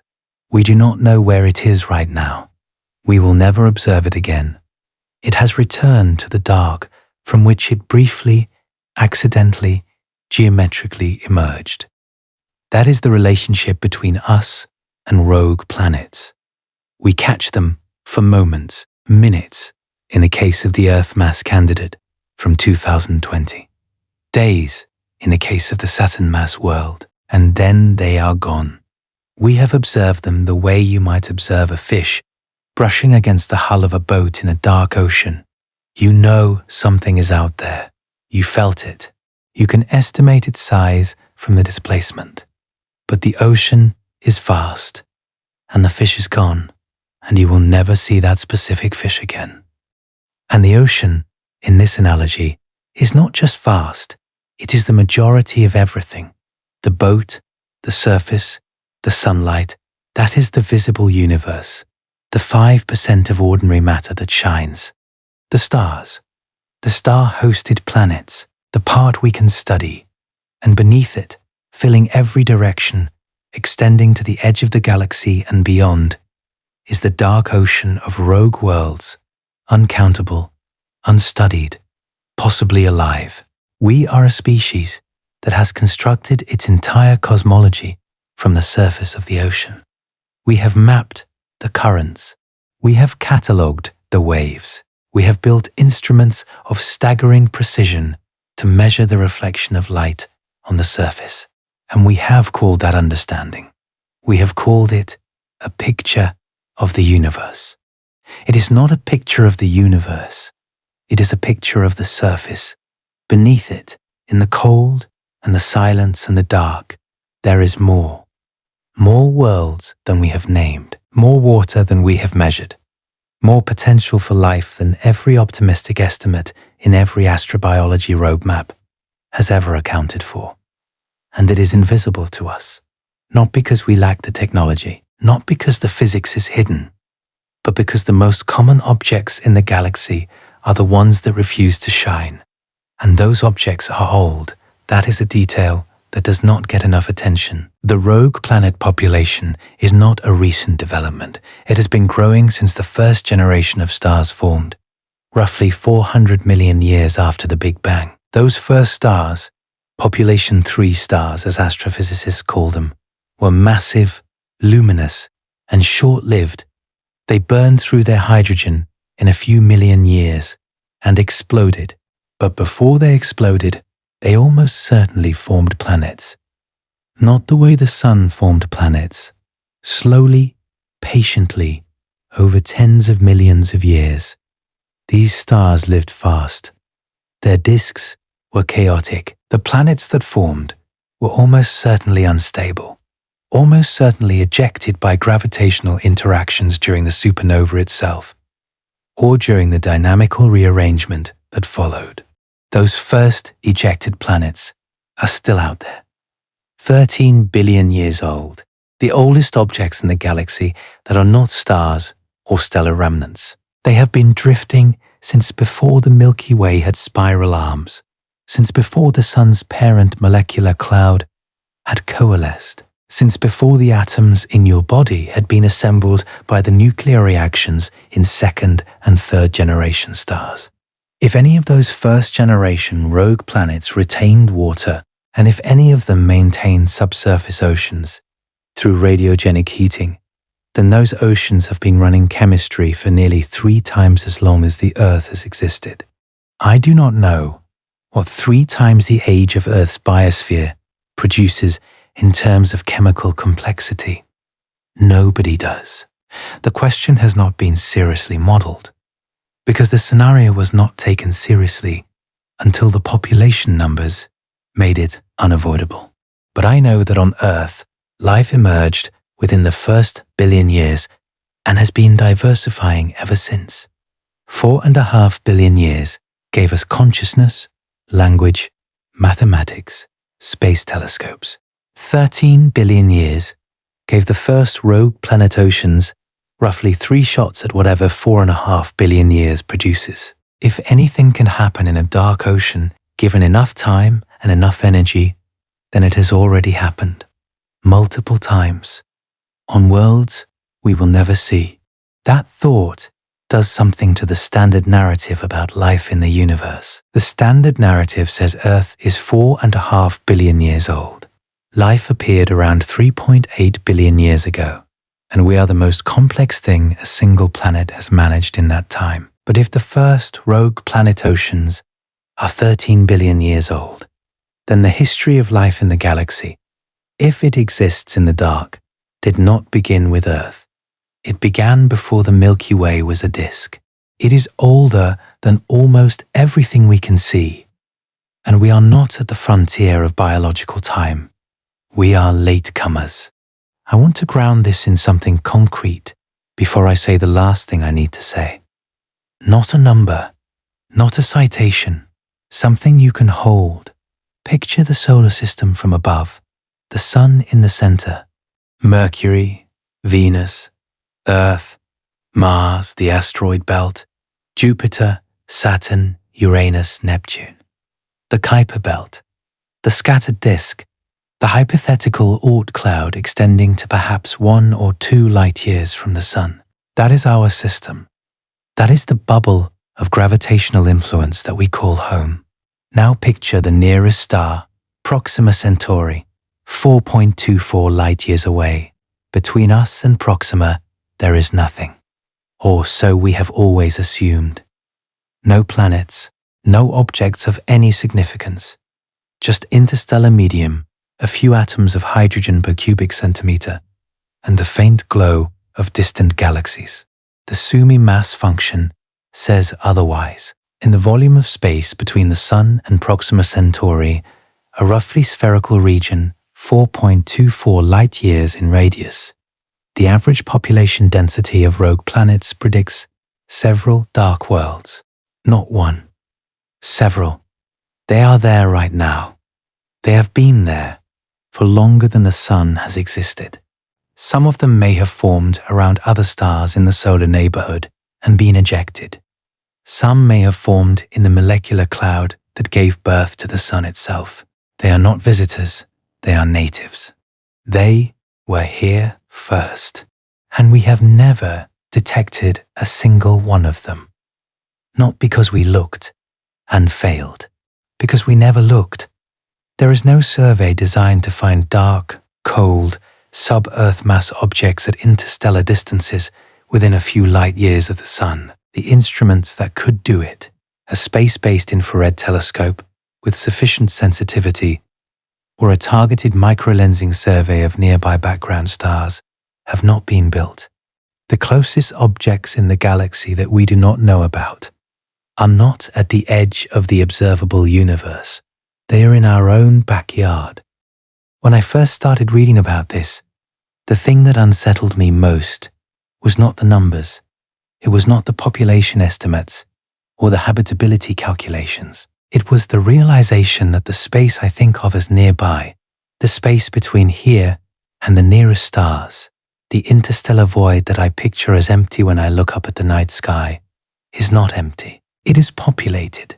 It is full of worlds, dark, cold, invisible worlds that have been there all along, silently outnumbering the stars I can see, carrying whatever they carry in their interiors, keeping whatever secrets their oceans or their frozen surfaces hold. You look up at the night sky and you see stars. You see the Milky Way, maybe, if you are far enough from city lights. You see what looks like a vast and mostly empty cosmos, with points of light scattered through it. And everything about that picture is a lie of omission. The space between the stars is not empty. It is the most densely populated region you are looking at. For every point of light you see, there are 21 dark worlds you do not, and some of them are closer to you than the stars. There is a question I have been holding since the beginning of this, and I have been avoiding it because I do not have an answer. But I think avoiding it would be dishonest, and this channel does not do dishonest. If the galaxy's habitable real estate is predominantly dark, and if life arises wherever the conditions are met for long enough, then the expected value of inhabited worlds in the Milky Way is not measured in thousands or millions. It is measured in billions to trillions, and the vast majority of those worlds are sealed systems, closed oceans, no outward communication, no technology, no awareness of anything beyond the ice. That means the question, are we alone, has a probable answer, and the answer is no. But the no comes with a condition that nobody wants to hear. You are not alone, but you might as well be, because the life that shares this galaxy with you exists in a form that cannot reach you, cannot detect you, and cannot know you exist, and you cannot reach it, cannot detect it, and for all practical purposes, cannot know it exists either. The galaxy is not empty. It is not silent because nobody is there. It is silent because the majority of everyone who is there exists in a medium that does not conduct signals, on worlds that do not produce light, in oceans that do not connect to the electromagnetic spectrum we use to search. We built SETI to listen for radio signals from civilizations around other stars. We built Kepler and TESS to find planets in stellar habitable zones. We are building the Habitable Worlds Observatory to directly image Earth-like atmospheres around Sun-like stars. Every instrument in the search for extraterrestrial life is designed to find life that exists in conditions similar to ours. Life on a sunlit surface. Life that has access to photosynthesis. Life that eventually builds technology and broadcasts. But the physics says our conditions are the minority. Our kind of world is the exception. And if the universe produces life wherever the physics allows, then the dominant form of life in this galaxy is one that has no interest in radio waves, no capacity for telescopes, no concept of stars, and no mechanism by which we would ever learn of its existence. We could be sharing this galaxy with trillions of living oceans and never know. Not because the universe is cruel, not because some great filter wiped everyone out, not because advanced civilizations are hiding from us, but because the architecture of the cosmos places most of its potentially living water in sealed containers that happen to be invisible. I said at the beginning of this that the story of rogue planets is the story of discovering that the galaxy is not what we were told it is. I want to end by being precise about what I mean. We were told the galaxy is 300 billion stars, give or take, with planets orbiting some of them, and the rest is vacuum. That picture is wrong. The galaxy is 300 billion stars and 6 trillion dark worlds. And the dark worlds outnumber the stars 20 to 1. And some of them have more water than Earth. And some of them have had that water for longer than our solar system has existed. And we have detected exactly one of them for exactly 41 minutes in 25 years of continuous observation. David Stevenson saw it in 1999. He published one page in Nature and called it a speculation. Abbott and Switzer saw it in 2011. They named it after a Hermann Hesse character and watched the field move on. Lingham and Loeb saw it in 2019.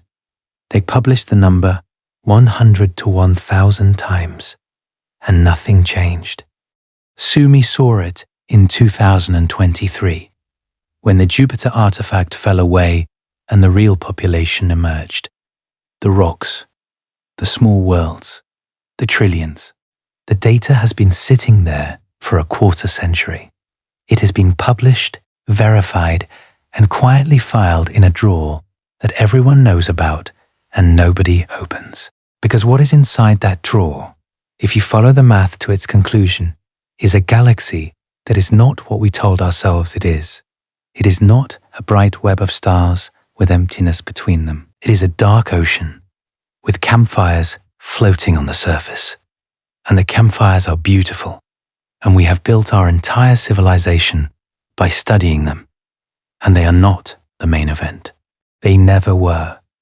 We caught one shadow, 41 minutes, the shortest microlensing event ever recorded, a world the size of Mars or Earth, passing between us and a star that a telescope in Chile had been watching since before most people had broadband internet. The light went up. The light came down. The planet passed back into the dark. And the dark is where most of the galaxy lives.